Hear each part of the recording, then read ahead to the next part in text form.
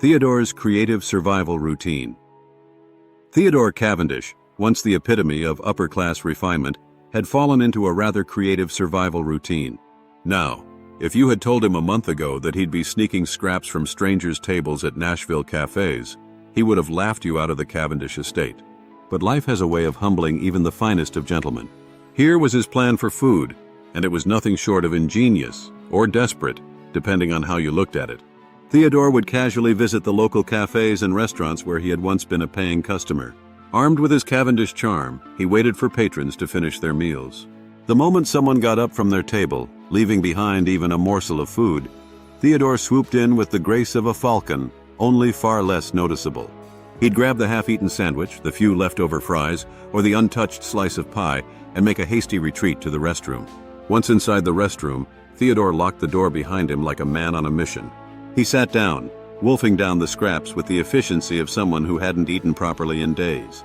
He washed it all down with water straight from the faucet, pausing only to check his reflection in the mirror and remind himself that he was still, after all, a Cavendish.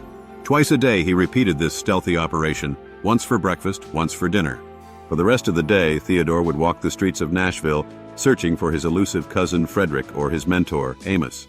While the routine might sound undignified, Theodore approached it with a mix of pride and practicality. Better to be a resourceful Cavendish than a hungry one, he would mutter to himself after each meal, as if convincing himself that it was all part of some grand adventure. Making friends in unlikely places as Theodore strolled through the city, dressed in his fine, though increasingly shabby clothes, he inevitably caught the attention of the people around him. There was something about Theodore's demeanor, perhaps it was his handsome face, or the way he carried himself with the effortless grace of someone born into wealth, that made people curious about him. He was, without a doubt, out of place. His appearance and manners seemed far too refined for the kinds of bars and saloons he found himself frequenting after hours. Some of the regulars even began to question him. "You're too pretty to be hanging around these parts, boy," a man at a saloon said, chuckling as he raised his glass to Theodore. "What's a fellow like you doing here?" Theodore, never one to miss a beat, simply smiled. "Ah, you know, just exploring the less civilized corners of this fine city," he said, raising his own glass, filled with nothing more than water, of course. One must experience everything life has to offer after all. Despite his displaced appearance, Theodore found that he rather enjoyed the company of these late-night wanderers. They were rough around the edges, to be sure, but they were good-natured, and there was something comforting about the simple conversations they had. It wasn't the kind of pretentious chatter he was used to at the Chatsworth house. Here, there were no expectations, no talk of inheritance or family legacy, just people sharing stories over a drink. Still, even in these moments of camaraderie, Theodore kept his situation to himself. He hid his suitcase near an old abandoned barn, carefully changing his clothes each morning before dawn. Pride, or perhaps stubbornness, prevented him from letting anyone know just how dire things had gotten. Theodore was determined not to look like a man in need, even if every inch of him screamed it. The search comes to an end. Days turned into nights, and still, Theodore had no luck finding Frederick or Amos. The frustration gnawed at him, but there was nothing to be done except keep looking. After all, Theodore wasn't one to give up easily. But after several days of wandering the streets of Nashville, surviving on scraps and pride, he realized it was time to take more decisive action. It was time to go to the train station. Surely, if Frederick were planning to leave Nashville, he'd have to pass through the station. And Amos, well, Amos had always been reliable. They had all agreed to meet at the train station to head home, so if Amos was anywhere in this city, that's where he would be. Theodore arrived at the station with a mix of hope and dread. Frederick, as he had suspected, had already slipped away like the snake he was, catching an early train to avoid any confrontation. Theodore half expected it, but it still stung. His own cousin abandoning him without so much as a goodbye. Typical Frederick. But just as Theodore was beginning to lose hope, a familiar figure caught his eye. Amos, standing by the platform, his broad smile lighting up the otherwise grim day. He was holding the hand of his lady friend Chrissy, looking every bit as content as a man could be. Theodore waved frantically, and Amos spotted him instantly, waving back. Amos to the rescue. Amos, ever the dependable mentor, took one look at Theodore and knew something was wrong. After a few quick words of explanation, Amos's face turned serious. He listened carefully as Theodore explained the situation, how Frederick had taken his money, his passport, and his documents, leaving him stranded. Amos didn't waste a moment. "First things first, Theodore," he said, his voice steady but concerned.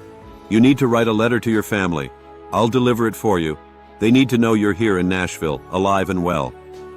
Theodore nodded, relieved to finally have a plan. Amos handed him a pen and paper, and Theodore began to write, carefully detailing his situation. Once finished, Amos looked over the letter and nodded approvingly. "Now, as for your living arrangements," Amos said, turning to Chrissy, who had been listening quietly. "Chrissy, I trust you to look after him while we sort this out. He's like family to me, and I need to know he's in good hands." Chrissy smiled warmly. "Of course, Amos. I feel like I already know Theodore from all the stories you've told me. He'll be like family to me and my brother until this is all sorted out." And just like that, Theodore found himself in a much better situation than he had been in mere hours before.